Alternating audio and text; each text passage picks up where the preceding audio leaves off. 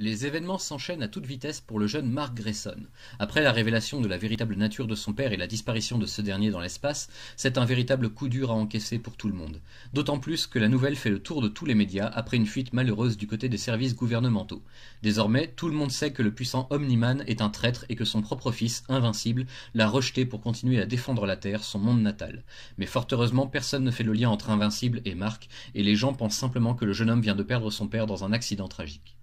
À présent qu'il reprend le flambeau, Mark se doit d'être à la disposition des agents du gouvernement tout le temps pour toute urgence qui nécessiterait son intervention héroïque. Cela va des combats classiques face à des super-vilains jusqu'à contrer une invasion extraterrestre mondiale, en passant par des tractations avec un royaume sous-marin et même un aller-retour sur Mars avec une mission spéciale de la NASA. Invincible et sur tous les fronts, ou presque, qu'on se le dise. Si seulement sa vie sentimentale était aussi réussie et intéressante, Humber, sa petite amie, le soupçonne carrément d'être un dealer de drogue, ce qui expliquerait selon elle ses nombreuses absences et blessures. La propre mère de Mark est aussi à plaindre dans l'histoire, elle qui a perdu l'homme de sa vie d'une horrible façon, se sentant trahie jusqu'au plus profond de son être, elle sombre dans l'alcool mais peut également compter sur des épaules solides et des oreilles attentives pour l'aider à s'en sortir. Petit à petit, elle va reprendre du poil de la bête et sa vie en main, espérons, tout comme Mark, que cela durera. Quant à notre jeune super-héros, il en vient finalement à révéler son secret à sa petite amie au cours d'un chapitre émouvant qui récapitule l'ensemble des événements du premier tome pour notre plus grand plaisir. Une relation de confiance mutuelle s'établit dès lors entre les deux adolescents venant tout juste d'entrer à la fac et cherchant encore leur marque dans cette future vie d'adulte. N'oublions pas non plus un autre personnage très important qui aura lui aussi droit à sa propre histoire développée sur tout un chapitre. Allen l'alien est de retour sur son monde et fait son rapport aux plus hautes autorités concernant la défection du Viltrumite qui vivait sur Terre. Les beaux jours semblent enfin à portée de main, mais le malheur finit toujours par trouver un moyen de vous frapper quand vous vous y attendez le moins. Attendez, ne partez pas déjà, il y a encore des tas de choses à lire et à raconter. Les nouveaux gardiens du globe se forment, Robo et Monster Girl se rapprochent doucement, Atom Eve prend son envol et la fac de Mark se trouve être le repère d'un dangereux savant fou en devenir. Et pour couronner le tout, un nouvel ennemi fait son apparition explosive et risque de semer pas mal de troubles dans les tomes à venir. Robert Kirkman réussit le tour de force incroyable de rendre sa série déjà excellente encore plus intéressante à chaque nouveau chapitre, déployant des efforts inédits pour développer des intrigues et des sous-intrigues partant dans plusieurs directions à la fois et fournissant déjà un travail impressionnant qui ne cesse de grandir et de prendre en maturité.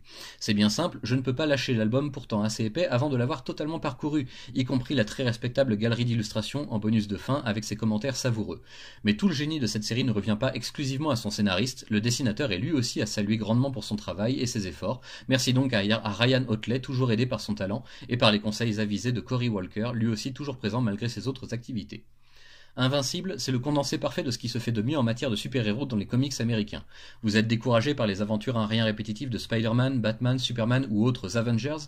Eh bien ici, pas de continuité à rallonge, pas encore d'univers parallèle, juste une histoire avec un début et tout un tas de ramifications que vous pouvez choisir de suivre en simultané ou bien d'ignorer un temps pour certaines, jusqu'à ce qu'elles vous reviennent en pleine figure. Rien n'est laissé au hasard, chaque détail a un sens et un usage précis, bref, c'est vraiment l'idéal pour lire et réfléchir en même temps tout en se détendant.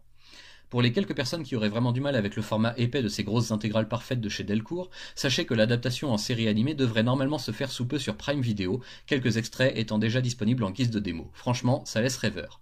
Que dire de plus? Je voudrais profiter des quelques lignes qu'il me reste afin de saluer haut et fort le travail remarquable sur le traitement des personnages féminins et leur écriture.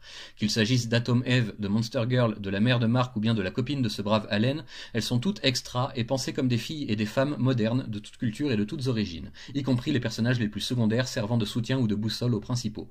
Comment ne pas tomber en admiration devant Eve et ses ambitions, ou avoir de la peine pour Monster Girl comme ce cher robot, ou bien être tiraillé par le désir émanant de Telia?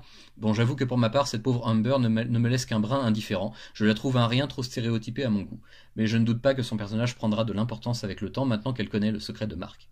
Pour finir, un grand merci toujours aux équipes de chez Delcourt qui nous fournissent une lecture de haute qualité pour un prix raisonnable, le tout dans un recueil de très bonne facture. Merci également à Image et Skybound pour la VO des origines, sans qui rien de tout ceci n'aurait été possible. A priori, il devrait sortir 2 intégrales par an chez nos amis de Delcourt, donc d'ici 5 à 6 ans si tout va bien, on devrait avoir l'ensemble de la série dans ce beau format que je ne saurais trop vous conseiller. Coup de cœur de ce mois de janvier 2021, très clairement.